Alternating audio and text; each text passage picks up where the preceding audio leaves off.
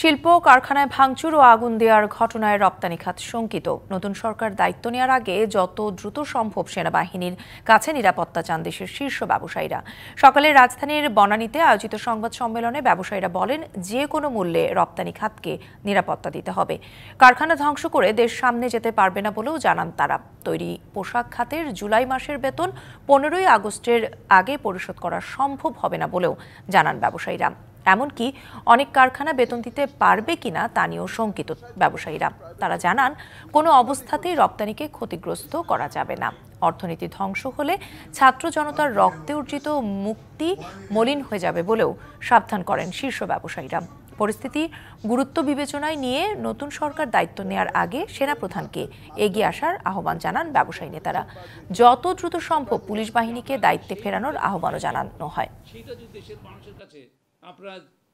নিরাপত্তা ছাড়া কেউ সাহস পাচ্ছে না ফ্যাক্টরি খোলার জন্য, আর যারা খুলেছিল তারা চালাতে পারছে না, কারণ বাইরের থেকে লোক এসে বন্ধ করে দিচ্ছে। এই মিটিং এর মাধ্যমে আমি মাননীয় চিফ অব আর্মি স্টাফের কাছে অনুরোধ করতে চাচ্ছি যে আপনি অতি সত্বর আমাদের জীবনের নিরাপত্তা দিন, কারখানার নিরাপত্তা দিন এবং আমাদের কারখানা পরিচালনা করার জন্য যা যা করার দরকার এগুলো আপনি করুন।